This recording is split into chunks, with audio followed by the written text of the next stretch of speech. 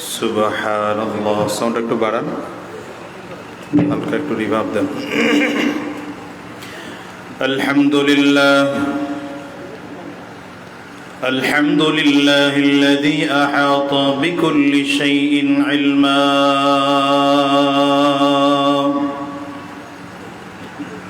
ওয়া কাযা বিমা ইউরিদু হিকমাতান ওয়া হুকমা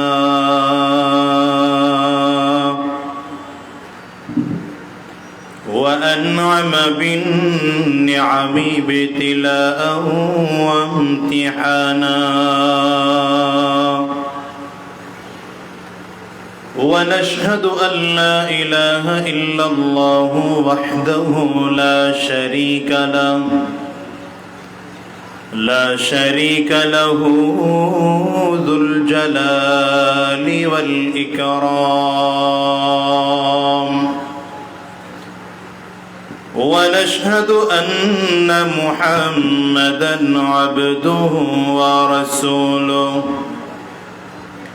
ورسوله سيد وأفضل الأنام اللهم صل على محمد وعلى آله وصحبه وسلم تسليما كثيرا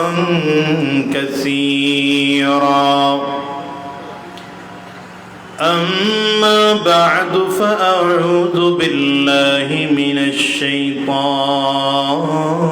الرجيم بسم الله الرحمن الرحيم لقد كان لكم في رسول الله أسوة حسنة وقال تعالى وإنك لعلى خلق عظيم صدق الله العظيم وصدق رسوله النبي الكريم ونحن على ذلك من الشاهدين والشاكرين والحمد لله رب العالمين سبحانك لا علم لنا إلا ما علمتنا إنك أنت العليم الحكيم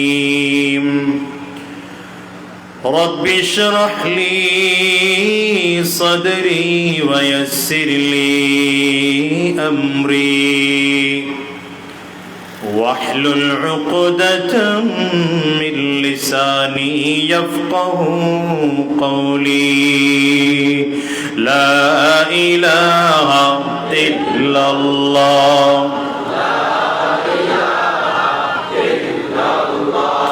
জবান খুলে সকলে আওয়াজ দিয়ে জোরে সোরে লা ইলাহা ইল্লাল্লাহ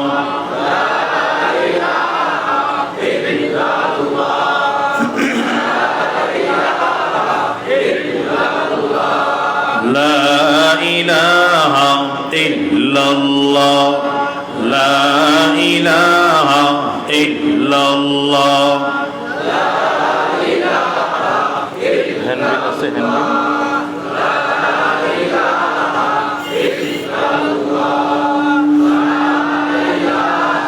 illallah la ilaha illallah la ilaha illallah la ilaha illallah muhammadur rasulullah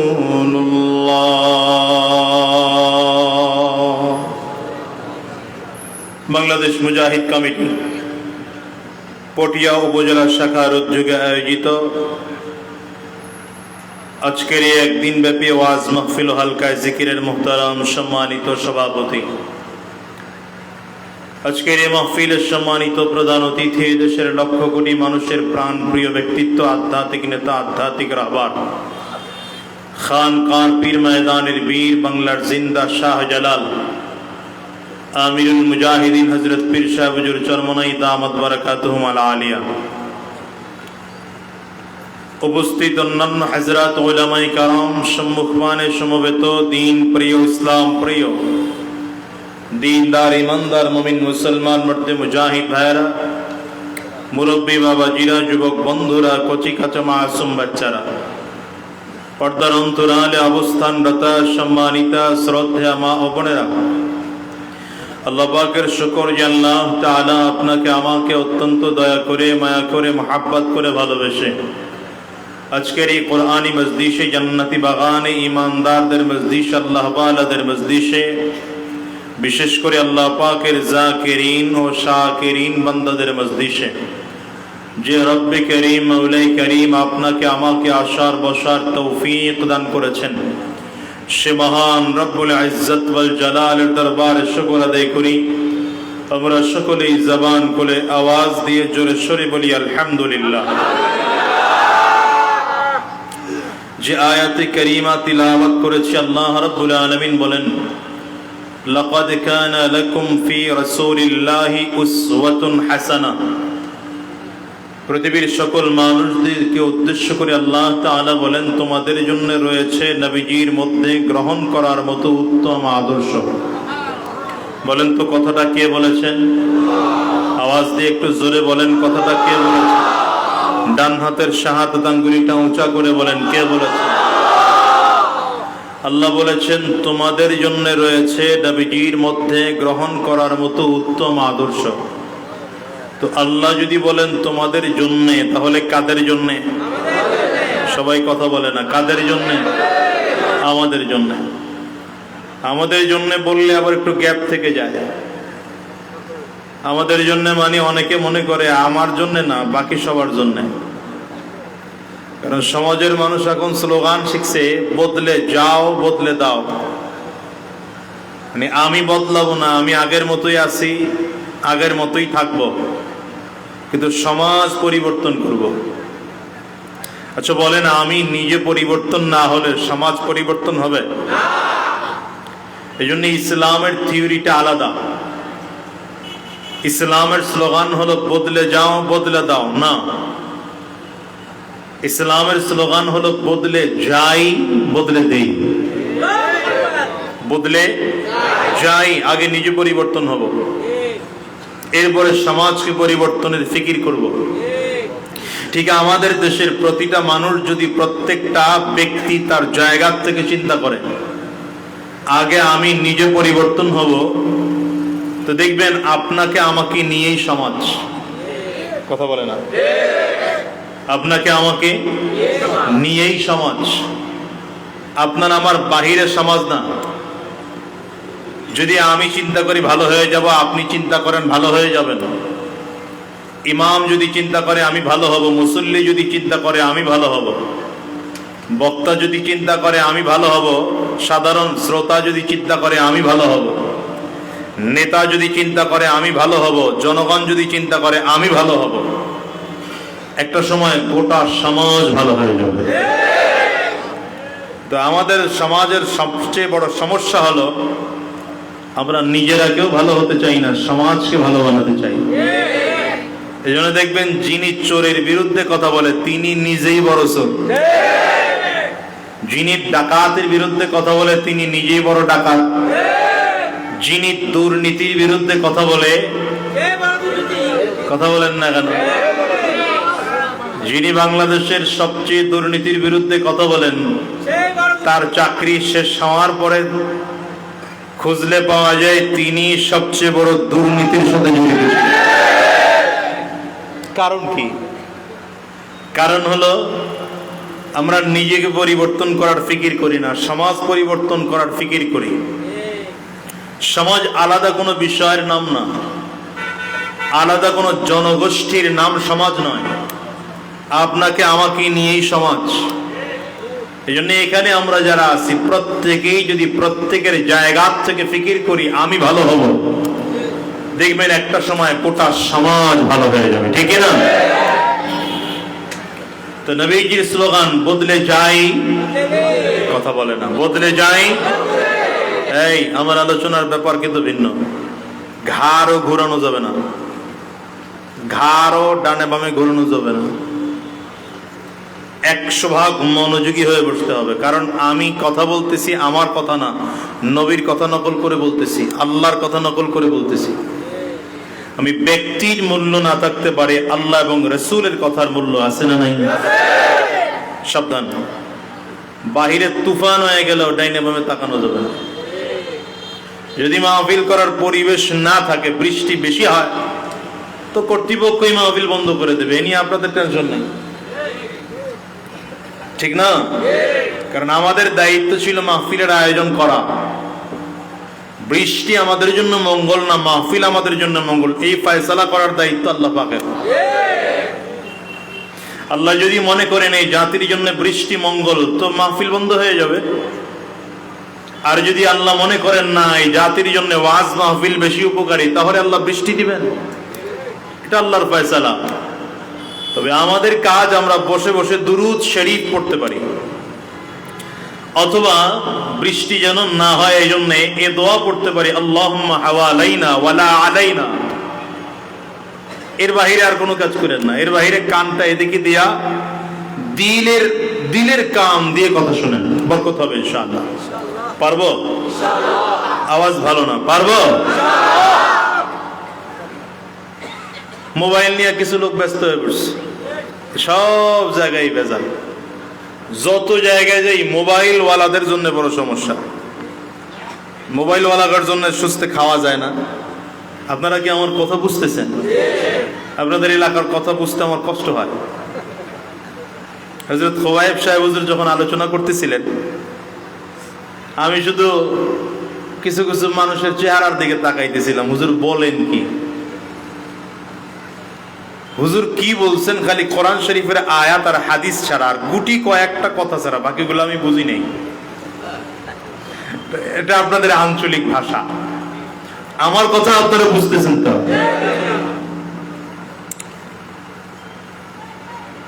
তো আল্লাহ তাআলা বলেন তোমাদের জন্য রয়েছে, তোমাদের জন্য যদি আল্লাহ বলেন তাহলে কাদের জন্য বলেন? বলেন কাদের জন্য?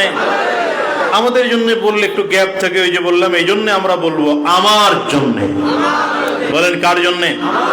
বুকে হাত লাগান, সবাই বুকে হাত লাগান, বলেন আমার জন্য রয়েছে নবীজির মধ্যে গ্রহণ করার মতো উত্তম আদর্শ। দেখেন, পৃথিবীতে যত আদর্শ আছে, পৃথিবীতে যত মানুষ আছে, যত নেতা আছে, সকল নেতার আদর্শের মধ্যে কিছু না কিছু ভেজাল আছে। কথা বলে আছে না নাই? কিন্তু একমাত্র আমার আপনার নবী সরওয়ারে দু আলম আকা নামদার তাজদার মদিনা মুহাম্মদুর রাসূলুল্লাহ সাল্লাল্লাহু আলাইহি ওয়াসাল্লাম বলেন, আমার নবীর আদর্শের মধ্যে কোনো ঝামেলা আছে, ভেজাল আছে, ত্রুটি আছে, যাররা পরিমাণ সন্দেহ আছে? এর থেকে শ্রেষ্ঠ আদর্শ পৃথিবীতে আর হতে পারে? কেমন আদর্শ আমার নবী! আল্লাহ তাআলা নবীজির চরিত্রের সার্টিফিকেট দিচ্ছেন। কেন? পৃথিবীতে যত মানুষ আছে এদের প্রত্যেকের চরিত্রে কিছু না কিছু ভেজাল আছে। 100% শিওর, 100% পিওর চরিত্রের মানুষ দুনিয়ায় পাবেন না। কিন্তু আমার নবীর চরিত্রে কথা হয় না, যাররা পরিমাণ ভেজাল। আল্লাহর নবীর চরিত্রের ব্যাপারে আল্লাহ নিজে বলেন, ওয়া ইন্নাকা লাআলা খুলুকিন আযীম।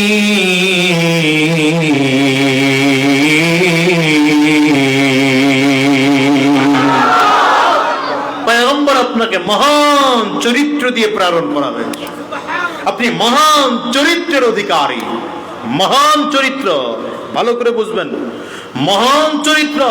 আজিম শব্দটা আল্লাহ পাকের একটা সিফাতি নাম। কার সিফাতি নাম? এই শব্দের অর্থ হলো মহান।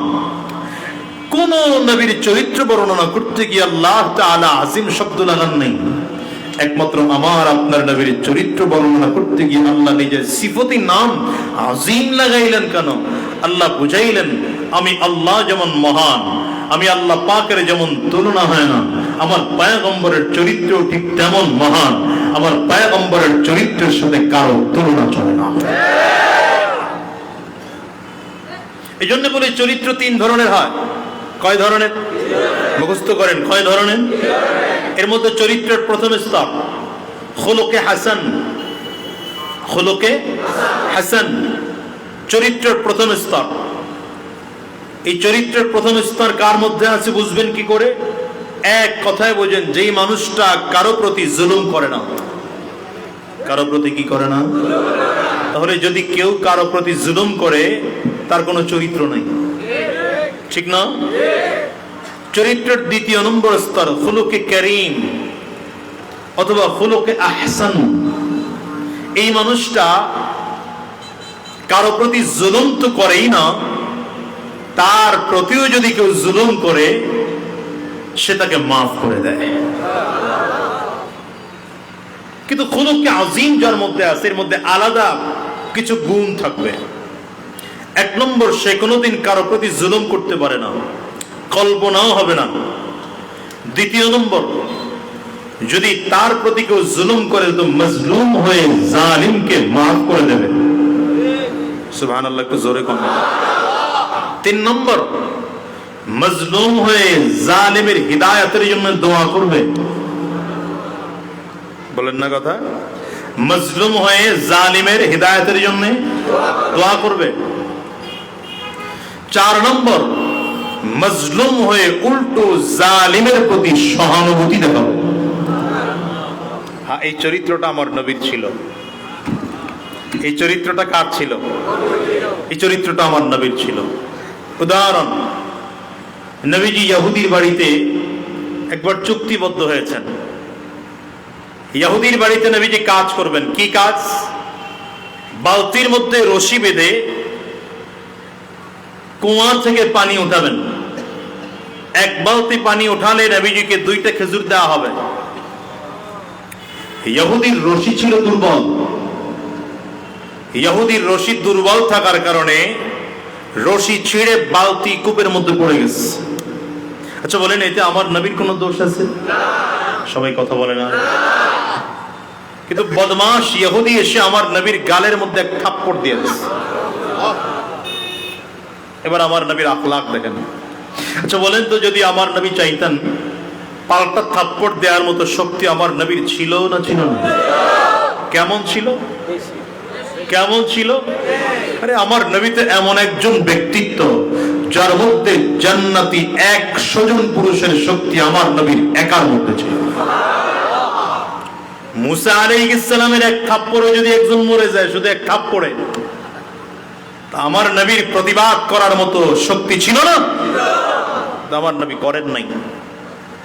প্রতিবাদ না করে রাহমাতুল লিল আলামিন মাটির মতো নরম হয়ে গেছে।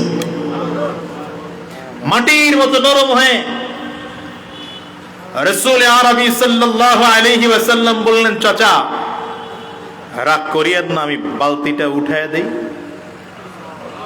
আরে আপনারা সুবহানাল্লাহ বলতে এত দেরি করেন? বুঝি না, কায়দা কানুন বুঝি না আপনাদের। চট্টগ্রামের সুবহানাল্লাহ ওয়াজের পরে কয় নাকি? রাসূল আরবি সাল্লাল্লাহু আলাইহি ওয়াসাল্লাম বললেন, চাচা রাগ করেন না, বালতিটা উঠায় দেই। ইহুদি চিন্তা করতেছে, গভীর কূপ, এই কূপের মধ্য থেকে মুহাম্মদ বালতি উঠাবে কি করে? আমার নবী রাহমাতুল লিল আলামিন বিসমিল্লাহ বলে হাত কূপের মধ্যে ঢুকাইলেন। ইহুদি তাকিয়ে তাকিয়ে দেখতেছে নবীজির হাত কূপের মধ্যে। আপনি একটু বড় বড় কথাগুলো তো সমস্যা ভাই।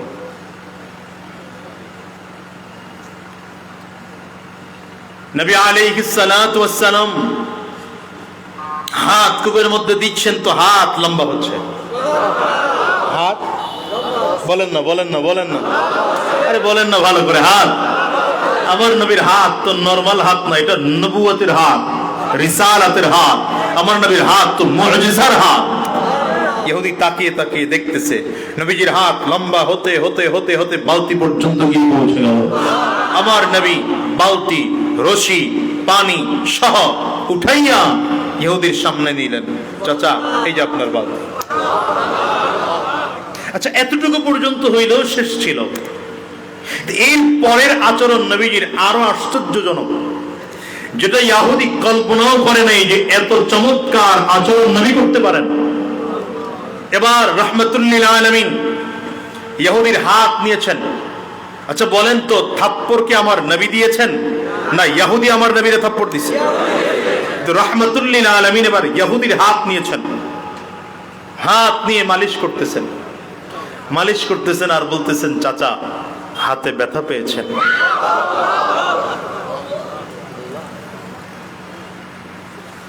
হ্যাঁ হ্যাঁ, এটাই নবীর আদর্শ,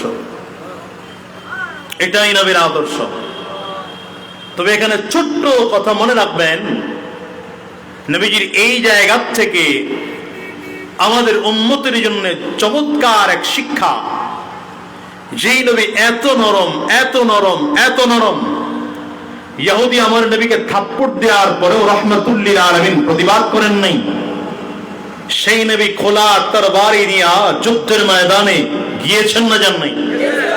একই নবী এখানে প্রতিবাদ করেন নাই। অথচ সেখানে মধ্যে মুজাহিদ বরঞ্চ সাহাবায়ে কেরামদেরকে যুদ্ধের জন্য এমন গরম ভাষণ দিচ্ছেন যে নবীজির কপালের রগ খাড়া হয়ে গিয়েছে। এর কারণ কি? নবীজি গোটা জাতিকে বুঝিয়েছেন, যতক্ষণ নিজের স্বার্থ হবে ততক্ষণ 100 ভাগ ছাড় দাও। যতক্ষণ ব্যক্তি স্বার্থ থাকবে 100 ভাগ ছাড় দাও। ইসলামের ব্যাপারে আসলে 1% ছাড় নাও। কথা বলে না? ব্যক্তি স্বার্থ 100 ভাগ ছাড় দাও, ইসলামের স্বার্থ 1 ভাগও ছাড় নয়। এই জন্য আমি মাঝে মাঝে বলি, তোমরা গালি দেওয়ার প্রয়োজন হয় আমাকে 1000 বার গালি দাও, প্রতিবাদ করবো না। আমার বাবাকে গালি দাও, প্রতিবাদ করবো না। আমার উস্তাদকে গালি দাও, প্রতিবাদ করবো না। আমার পীরকে গালি দাও, প্রতিবাদ করবো না।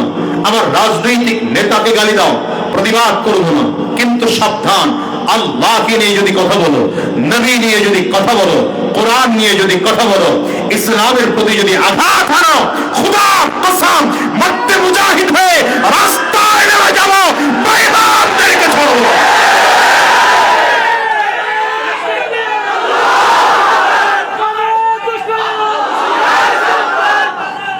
আমরা মুসলিম জাতি বড় নরম জাতি, কারোর সাথে মারামারি নেই, কাটাকাটি নেই, দ্বন্দ্ব নেই, হাসাদ নেই, ফাসাদ নেই। বরঞ্চ আমরা অমুসলিমদেরকে মুহাব্বত করতে প্রস্তুত। কিন্তু ইসলামের বিরুদ্ধে কোন চক্রান্ত আর ষড়যন্ত্র আমরা মানতে পারি না, কোনদিন মানি নাই, মানছি না, ভবিষ্যতে মানব না ইনশাআল্লাহ। ঠিক আছে তো ইনশাআল্লাহ? একমাত্র ইনশাআল্লাহ। তৈয়ার কারা কারা একটু দেখি হাতগুলো করেন। আল্লাহ কবুল করুন, আমিন বলেন। হ্যাঁ, থিওরি এটা নিয়ে নেন জীবনের জন্য। এই থিওরিটা বুঝছেন তো? ব্যক্তি স্বার্থ 100% ছাড় দেব, ব্যক্তি স্বার্থ 100% ছাড় দেব, ইসলামের স্বার্থ 1% ছাড় হবে না। মুসলমান রাসূল আরবি সাল্লাল্লাহু আলাইহি ওয়াসাল্লাম এই ইহুদি তো তাকায়া নবীজির টাটকা মুজিজা দেখতেছে, দ্বিতীয় খুলুকে আযীমের নমুনা দেখতেছে। ইহুদি আমার নবীর দিকে তাকায় আছে, এই মুহাম্মদ, এতদিনই মুহাম্মদকে পাগল বলেছে মক্কার মানুষ, এতদিনই মুহাম্মদকে জাদুকর বলেছে, এই মুহাম্মদকে গণক বলেছে, এই মুহাম্মদকে কবি বলেছে। চিন্তা করে করে ইহুদির চোখ দিয়ে পানি অজান্তেই পড়তে আরম্ভ হয়েছে। ইহুদি আমার নবীর পায়ের কাছে বসে পড়েছে, আল্লাহু আকবার চিল্লান। ইহুদি আমার নবীর দিকে হাত বাড়িয়ে দিয়েছে, মুহাম্মদ, এতদিন তোমাকে আমি পাগল মনে করতাম, এতদিন তোমাকে জাদুকর মনে করতাম, কিন্তু আজকে তোমার মুজিজা আর খুলুকে আযীমের নমুনা দেখে সিদ্ধান্ত নিলাম তুমি কোন সাধারণ মানুষ নও, তুমি আল্লাহর প্রেরিত পয়গম্বর, আর দেরি করা যাবে না, হাত বাড়িয়ে দিলাম, কালিমা পড়িয়ে দাও, মুসলমান হয়ে যাও। वो मेरा नबी मेरा नबी मेरा नबी है, वो मेरा नबी मेरा नबी मेरा नबी है, बोलें वो मेरा नबी मेरा नबी मेरा नबी है, वो मेरा नबी मेरा नबी मेरा नबी है, वो जिसके लिए महफिल कौनैन सजी है, फिरदौस से बड़ी जिसके वसीले से बनी है। কষ্ট হয়, অসুবিধা হয়।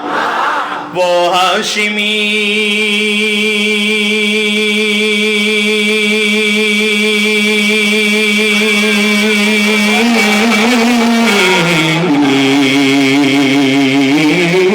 ओ हाशिमी मक्की मदनी युन अरबी है, वो मेरा नबी मेरा नबी मेरा नबी है, वो मेरा नबी मेरा नबी मेरा नबी है। अल्लाह का फरमान अलम नशरह लक सदरक मन सूब है जी से बरफा नालक दिक्रक। अरे कुरानुल करीम में अमर अल्लाह ताला 25 জন নবীর নাম নিয়েছেন, সকল নবীকে আল্লাহ তাআলা নাম ধরে রেখেছেন। আদম আলাইহিস সালামকে ইয়া আদম বলে ডেকেছেন, ঈসা আলাইহিস সালামকে ইয়া ঈসা বলে ডেকেছেন, মুসা আলাইহিস সালামকেও নাম ধরে ডেকেছেন, ইব্রাহিম আলাইহিস সালামকেও নাম ধরে ডেকেছেন, ইসহাক আলাইহিস সালামকেও নাম ধরে ডেকেছেন, ইয়াকুব আলাইহিস সালামকেও নাম ধরে ডেকেছেন। কিন্তু নাম আমার নবীকে আল্লাহ তাআলা কোরআনের কোথাও নাম ধরে ইয়া মুহাম্মদ বলে ডাকেননি, ডেকেছেন তো আলাদা উপাধি দিয়ে, তাহা বলে ডেকেছেন, ইয়াসিন বলে ডেকেছেন, ইয়া আইয়ুহাল মুজাম্মিল বলে ডেকেছেন, ইয়া আইয়ুহাল মুদ্দাসসির বলে ডেকেছেন। আমার আল্লাহ তাআলা নবীর সাথে কথা বলেন তো চমৎকার করে বলেন, আলাম নাশরাহ লাকা সাদরাক ওয়া ওয়াদা'না আনকা বিজরাক আল্লাযী আনকাদা যাহরাক। আমার নবীজির পুরনো স্মৃতি আল্লাহ স্মরণ করিয়ে দেবেন। তো আল্লাহ তাআলা বলেন, আলাম ইয়াজিদকা ইয়াতীমান ফাআওয়া ওয়া ওয়াজাদাকা দাল্লান ফাহাদা ওয়া ওয়াজাদাকা আইলান ফাআগনা। নবীজিকে আল্লাহ তাআলা সান্ত্বনা দেবেন। তো আল্লাহ তাআলা বলেন, ওয়া রাফা'না লাকা যিকরাক। আল্লাহু আকবার, চিল্লায়া চিল্লায়া अल्लाह का फरमान अलम नशरह लक सदरक मनसूब है जी से वरफा नालक दिक्रक। जिस जाति का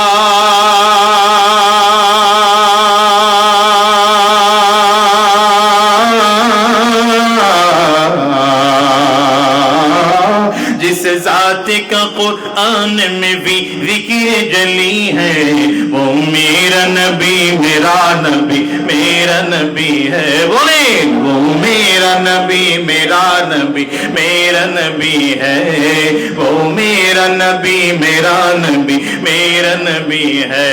যুবক, আমার দেশের যুবকরা নবী চিনে নাই, নবীর আদর্শ বুঝে নাই। আরে এই জন্য তো আমার নবীকে আইকন মানতে রাজি না, আইডল মানতে রাজি না। আরে তুমি তো এমন নেতা মানতে শুরু করেছো, জি নেতাও নামাজ পড়ে না, তুমিও নামাজ পড়ো না। নেতাও সুদ খায়, তুমিও সুদ খাও। নেতা ঘুষ খায়, তুমিও ঘুষ খাও। নেতা বাবা মায়ের অবাধ্য সন্তান, তুমিও বাবা মায়ের অবাধ্য সন্তান। নেতা দেশের বিরুদ্ধে চক্রান্ত ষড়যন্ত্র করে, তুমিও দেশের বিরুদ্ধে চক্রান্ত ষড়যন্ত্র করো। নেতাও জাহান্নামী, তুমিও জাহান্নামী হতে শুরু করো। তোমার নেতা যদি আমার নবী হতো, তোমার আইডল যদি আমার নবী হতো, তোমার আইকন যদি আমার নবী হতো, তাহলে আমার নবীর মাথায় টুপি ছিল, যুবক তোমার মাথায় টুপি থাকতো। আমার নবীর মুখে দাড়ি ছিল, তোমার মুখে দাড়ি থাকতো। আমার নবীর সুন্নতি লিবাস ছিল, যুবক তোমার সুন্নতি লিবাস থাকতো। আমার নবী নামাজ ছাড়েন নাই, তুমি নামাজ ছাড়তে না। আমার নবী হারাম রাস্তায় চলেন নাই, তুমি হারাম রাস্তায় চলতে না। আমার নবী সুদ খান নাই, তুমি সুদ খেতে না। আমার নবী ঘুষ খান নাই, তুমি ঘুষ খেতে না। আমার নবী দ্বীনের রাস্তায় চলেছেন, তুমি দ্বীনের পথে চলতে। আমার নবী জান্নাতি ছিলেন, তুমিও জান্নাতে রওনা করতে। এইজন্য আজকের এই মাহফিল থেকে ওয়াদা করে বিদায় হও। হযরত পীর সাহেব হুজুর চরমনাইয়ের মাহফিল থেকে ওয়াদা করে বিদায় হও, সব নেতা টেতা বাদ দিয়া নেতা বানাবো তো আমার নবীকে বানাবো। নেতাকে বলে না, দেখছেন সবাই বলে না। নেতাকে জোরে, নেতাকে, তোমার নেতা আমার নেতা। হ্যাঁ, স্লোগান জানে না এদেশের মুসলমান, স্লোগান শিখছে, রক্ত লাগলে আরো দেব, অমুক ভাইয়ের আদর্শ বাস্তবায়ন। কার রক্ত কারে দাও? এই রক্ত দিয়েছেন কে তোমাকে? তো তোমার নেতা হলে আমার নবী হবে। কথা বলেন না কেন? দুনিয়ার কোন চোর আর বাটপার হতে পারে না, ঠিক না? বলেন বলেন, তোমার নেতা আমার নেতা, আমরা সবাই রাসূল সেনা। এটা কোন দলীয় স্লোগান, কোন ব্যক্তির স্লোগান? এটা আমার নবীর স্লোগান। আচ্ছা, দুনিয়াতে কত নেতাকে খুশি করার জন্য স্লোগান দিলেন, আজকে আমার নবীকে খুশি করার জন্য স্লোগান হবে নাকি? আসতে বলে তো হবে নাকি? গলা কাশি দেন, ক্লিয়ার করেন। সবাই কাশি দিলে এত আস্তে আওয়াজ হওয়ার কথা না। ধরে কাশি দিয়েছেন, গলা ক্লিয়ার। হাত দুইটা উঁচা করেন, টান টান করে উঁচা করেন। ডানে আর বামে তাকিয়ে দেখেন হাতকে তুলে নাই, মুহাব্বত করে হাতটা ধরে তুলে দেন। হাত তুলছে সবাই, হাতগুলো মুঠ করেন, ঝাঁকি দেন। আরে ভালো করে ঝাঁকি দেন। এবার কণ্ঠের যতটুকু আওয়াজ আছে পুরোটা আওয়াজ ছেড়ে দিয়ে একটা তাকবীর হবে। রেডি? পাই না ভালো আওয়াজ? রেডি? রে তাকবীর। না, বরিশাল থেকে আইলাম যে গাড়ি ভাড়া পোষাইলো না, আওয়াজ এই আওয়াজ দিলে হয় না। আরো জোরে, নারে তাকবীর, আল্লাহু আকবার। এত ভালো আওয়াজ হইতেছে, আরো হবে, নারে তাকবীর, আল্লাহু আকবার। তোমার নেতা আমার নেতা, বিশ্বনবী মুস্তাফা, তোমার নেতা আমার নেতা। আমরা ওই যে হাত তুলে নাই, দেখছেন? আমরা সবাই রাসূল সেনা, ভয় করি না বুলেট বোমা। আমরা সবাই রাসূল সেনা, নারে তাকবীর, আল্লাহু আকবার। কোরআন সুন্নাহর আলো, ঘরে ঘরে জালো। কোরআন সুন্নাহ যেখানে, আমরা আছি সেখানে। আলেম ওলামা যেখানে, আমরা আছি সেখানে। পীর বুজুর্গ যেখানে, আমরা আছি সেখানে। সুদ ঘোষ যেখানে, আমরা নাই সেখানে। নাই তো? ভালো করে নাই তো? ভালো করে নাই তো? আপনাদের এলাকায় সুদখোর আছে? ঘুষখোর আছে? মদখোর? ক্যাসিনোখোর? আছে? মাশাআল্লাহ, তাহলে তো বড় বিপদ। থাকলেও আজকের এই মাহফিল থেকে ওয়াদা করে বের হতে হবে, আর জীবনে সুদ খাবো না, আর ঘুষ খাবো না, হারাম রাস্তায় চলবো না, শয়তানের রাস্তায় চলবো না। আজকে আমিরুল মুজাহিদিন হযরত পীর সাহেব চরমনায়ের হাতে হাত দিয়ে ওয়াদা করে সুদ ঘুষ মদ জুয়া হারাম ছাড়তে রাজি কারা কারা হাত গুলো তুলে দাও। আল্লাহ তুমি দেখো, তুমি কবুল করে নাও। চিল্লাও না আমিন। আস্তে আওয়াজ হয় কেন? জোরে বলে না আমিন। লাকাদ কানা লাকুম ফি রাসূলিল্লাহি উসওয়াতুন হাসানাহ। لقد كان لكم في رسول الله أسوة حسنة من آيات رب كريم বলেন وإنك لعلى خلق عظيم।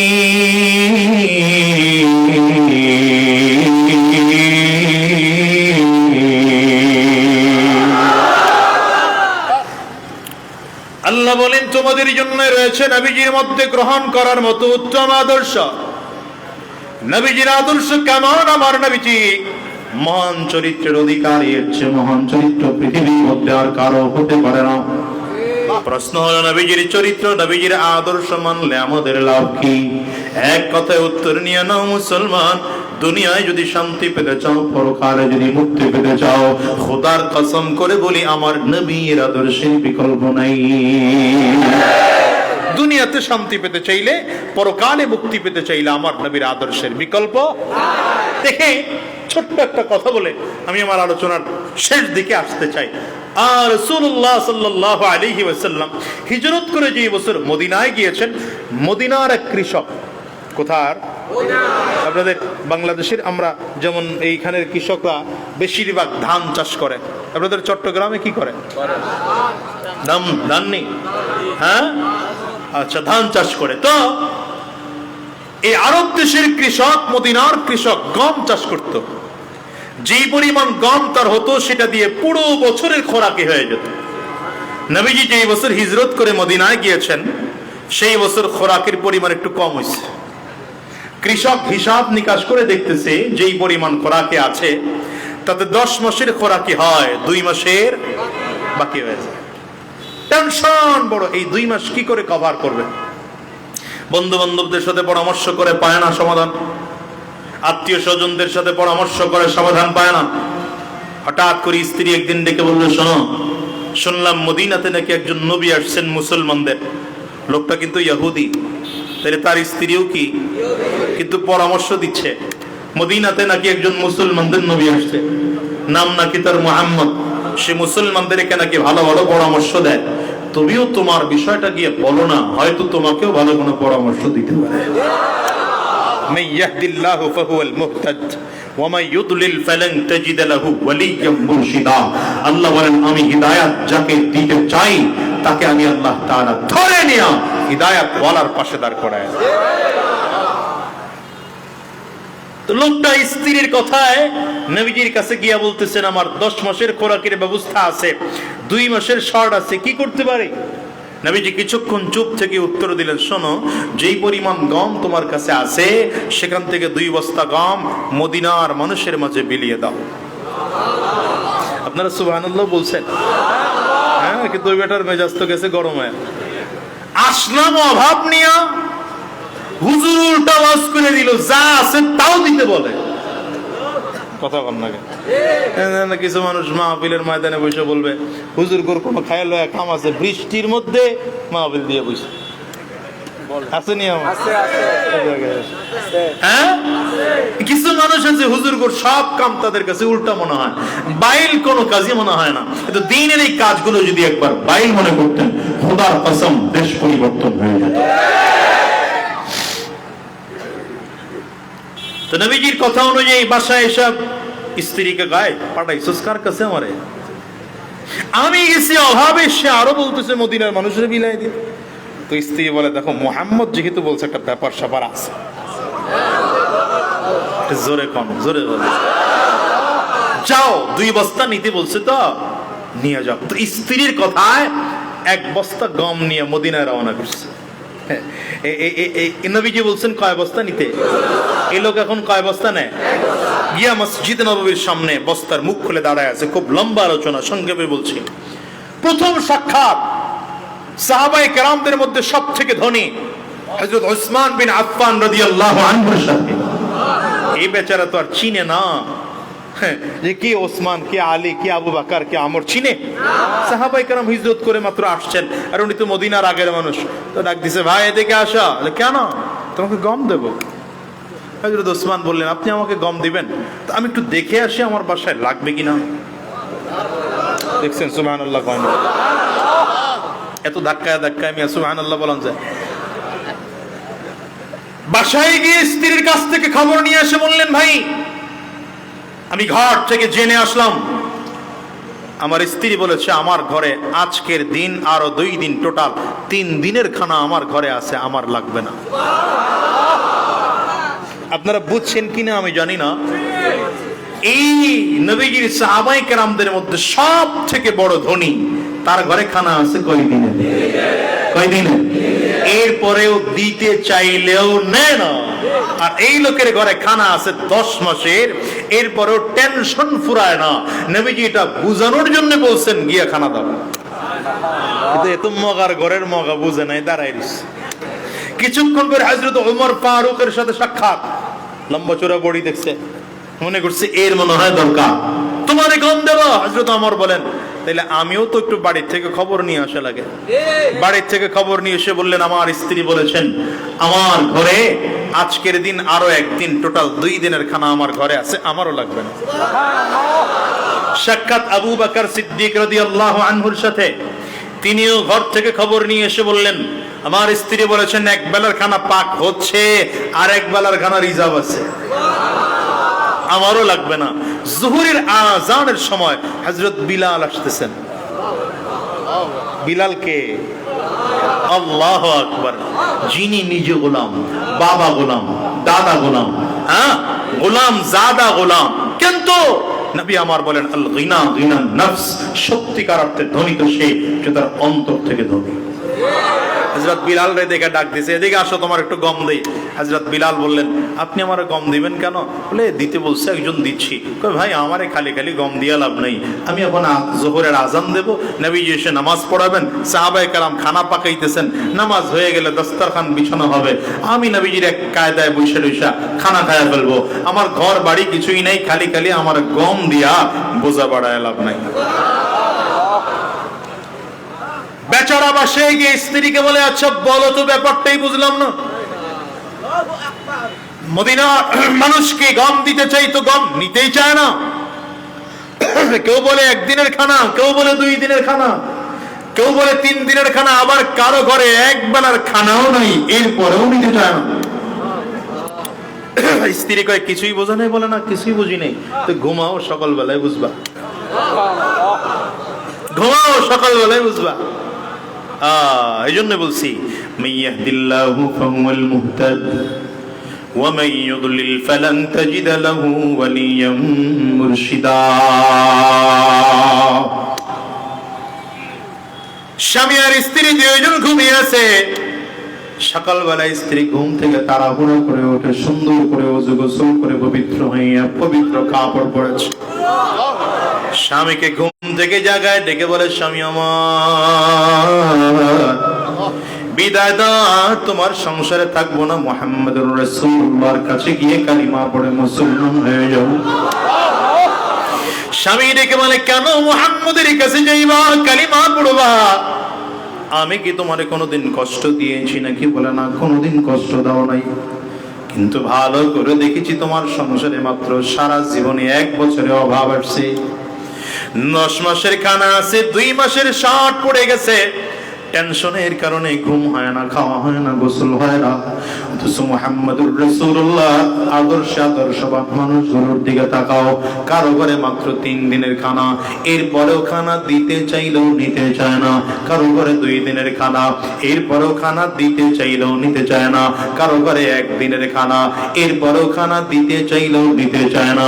কারো ঘরে 1 বেলার খানাও নাই, এরপরেও খানা দিতে চাইলেও নিতে চায় না। বোঝা গেল তোমার ধর্মে খানা টেনশন করা লাগে, মুহাম্মদুর রাসূলুল্লাহ ধর্মে খানা টেনশন করা লাগে না।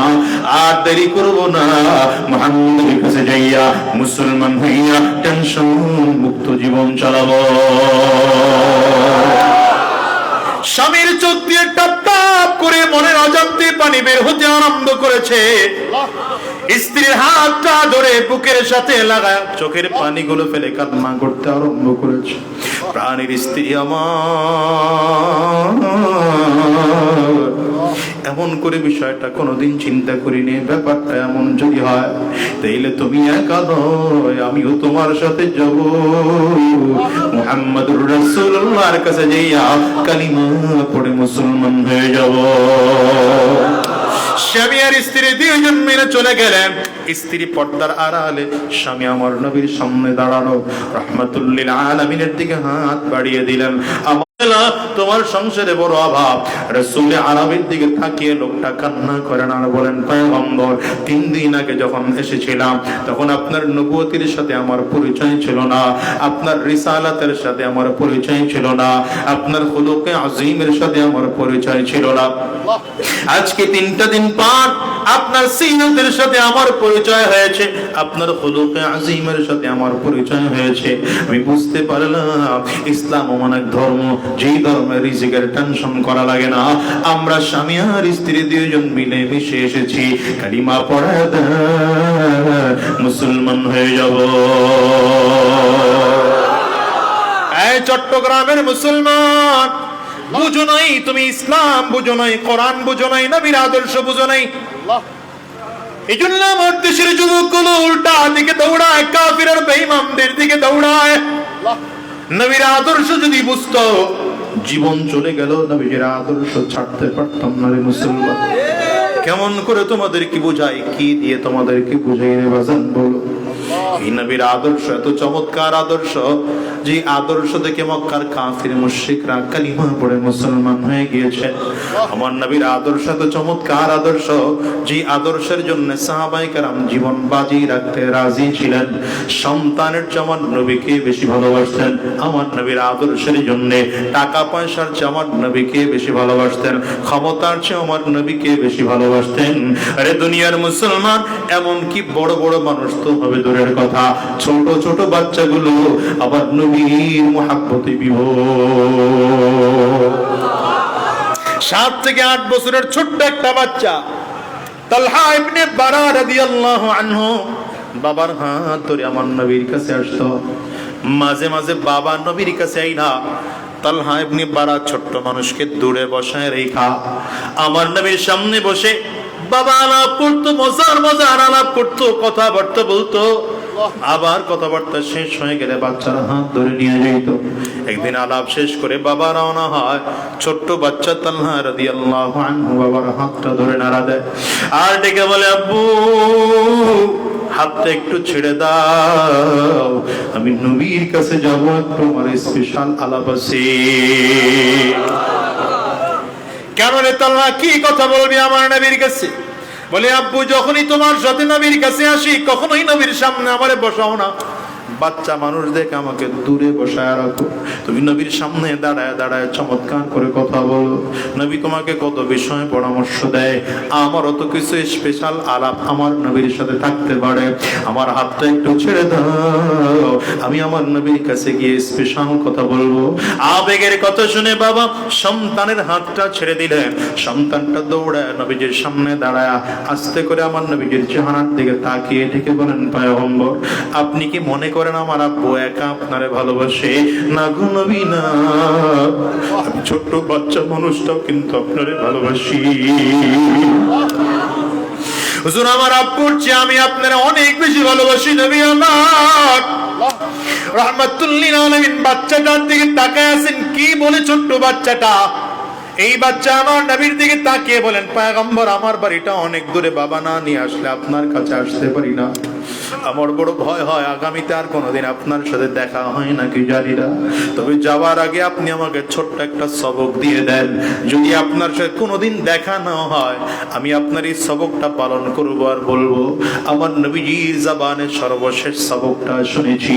রাসূল আরবি এত চমৎকার কথা শুনে মুহাব্বতের প্রমাণ নেওয়ার জন্য বললেন, তালহা তুমি যদি আমাকে এতটা মুহাব্বত করো, এতটা ভালোবাসো, তাইলে তোমার কোমরের মধ্যে ছুরি আছে, এই ছুরিটা বের করে তোমার বাবার মাথা কেটে আমার নবীর সামনে হাজির করো। রাসূল আরবি বলতে দেরি হয়, বাচ্চাটা কোমর থেকে টান দিয়ে ছুরি বের করলে ছুরিটা উপরের দিকে উঁচু করে বাবার দিকে দৌড়াইতে আরম্ভ করেছে। রাসূল আরবি পেছন দিক থেকে হাতটা টেনে ধরলেন, তালহা দাঁড়াও, আমি নবী দুনিয়ার সন্তান বাবার গলায় ছুরি ধরবে এই জন্য আমি নবী দুনিয়ার মধ্যে আগমন করি নাই, বরং আমি নবী দুনিয়ায় আসছি সন্তান বাবাকে শ্রদ্ধা করবে, মহাব্বত করবে, শিক্ষা দেওয়ার জন্য।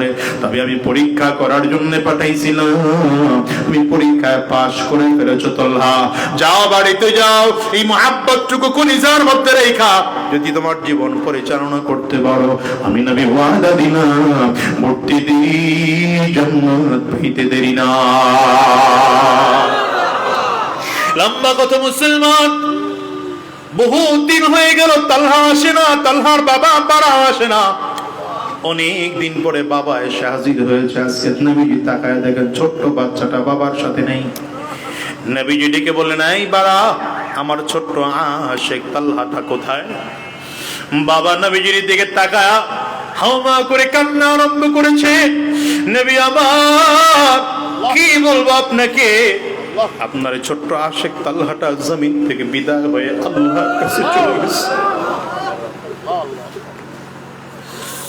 নবীজি কান্না করে না ডেকে বলেন, বারা রে, আমার এই ছোট্ট আশিকটা জমিন থেকে বিদায় হয়ে গেল, আমার একটু জানাইলে না কেন? আমাকে খবর দিলে তো আমি নবী অন্তত জানাজায় গিয়ে শরীক হইতে পারতাম, আমি নবী জানাজাটা অন্তত দিতে পারতাম।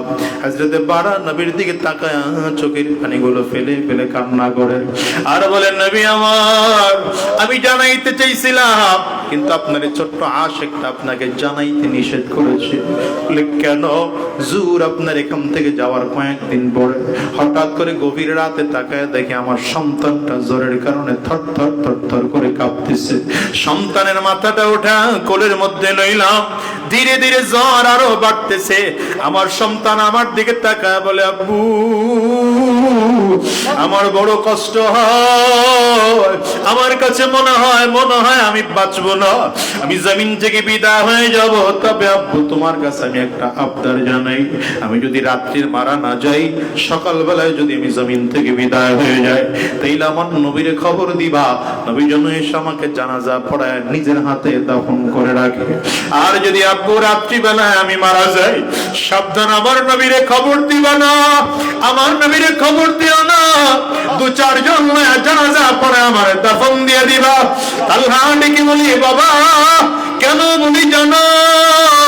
এই জন্য বলি, রাত্রিবেলায় যদি আমার নবীরে আমার মৃত্যুর খবর দাও, আমার নবী আমার এত মোহাব্বত করে, আমার নবী একা একাই মদিনার গলি দিয়ে হেঁটে হেঁটে আমার কাছে আসবে।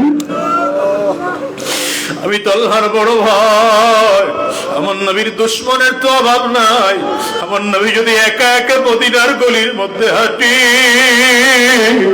মদিনার কোন দুশ্মন আমার নবীকে একা পাইয়া আক্রমণ করতে পারে, আমার নবী আঘাত দিতে পারে। আমার নবী যদি আমার জন্য আক্রমণের শিকার হয়, আমি তোমার কিন্তু বাবা ক্ষমা করব না।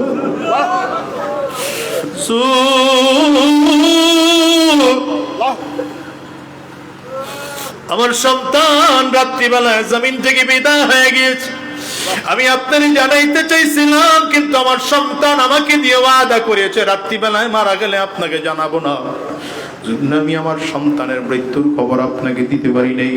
ও দুনিয়ার মুসলমানেরা, এই ছোট্ট নাবালেগ বাচ্চার কলেজে যদি আমার নবীর জন্য এত মায়া হয়, আজকে আমার নবীর দিন জমিন থেকে বিদায় হয়ে যাচ্ছে, আমার নবীকে নিয়ে কটূক্তি করে আমার বাংলাদেশের ব্লগার গুলো কথা বলতেছি, নবীজির চরিত্র নিয়ে কথা বলা হয়, দিন নিয়ে কথা বলা হয়, নবীজির ধর্ম নিয়ে কথা বলা হয়, নবীজির ওয়ারিস উলামায়ে কেরামদেরকে নিয়ে কথা বলা হয়। আমি তোমাদের কাছে জানতে চাই, নবীজির ইজ্জত হেফাজতের জন্য যদি তোমার আমার রক্তটা দেওয়ার প্রয়োজন হয়, উলামায়ে কেরামদের নেতৃত্বে নবীজির ইজ্জত হেফাজতের জন্য যদি জীবনটাও দেওয়ার প্রয়োজন হয়, রক্ত আর জীবন দিতে কারা কারা তৈয়ার আছো?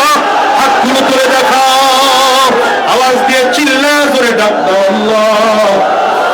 সাবান খুলে আরো জোরে চিল্লায় ডাক দাও আল্লাহ, আরো জোরে ডাকো আল্লাহ।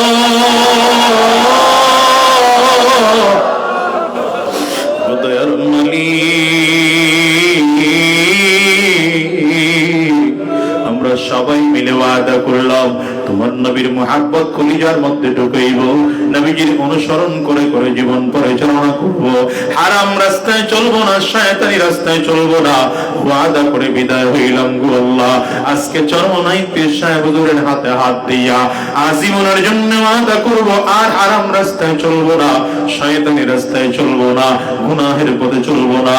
আল্লাহ তুমি কবুল করে নাও, কবুল করে নাও, কবুল করে নাও। চিল্লায় বলো আমিন।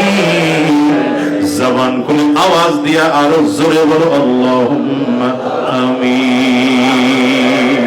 হাতগুলো নামান। আমার ভাইয়েরা, এই মাহফিল পে আপনারা খুশি না বেজার? আওয়াজ দিয়ে বলেন খুশি না বেজার? এই পটিয়া উপজেলার মুজাহিদ কমিটির আমার ভাইয়েরা এবং স্থানীয় লোকজন সকলে মিলে সুন্দর এই আয়োজন করেছে, বাজার কমিটিও আছে। এই আয়োজনটা প্রতি বছর হোক, আপনারা চান কিনা? সবাই একটু আওয়াজ দিয়ে বলেন চান কিনা? যদি চান, এখানে এতজন মানুষ উপস্থিত হয়েছেন, বৃষ্টির মধ্যেও চমৎকার এক আয়োজন, এত সুন্দর প্যান্ডেল, এত সুন্দর লাইটিং এর ব্যবস্থা, মাইকিং এর ব্যবস্থা, কিছু খরচ আছে না নাই বলেন? আমি মুসাফির মানুষ, বহুদূর থেকে সফর করে আসছি, আপনাদের কাছে মুসাফির হালাতে মাহফিলের খরচের জন্য একটু হাত বাড়াইলাম। আল্লাহর কোন বান্দা আছেন এই মুহূর্তে 1000 টাকা এই মাহফিলে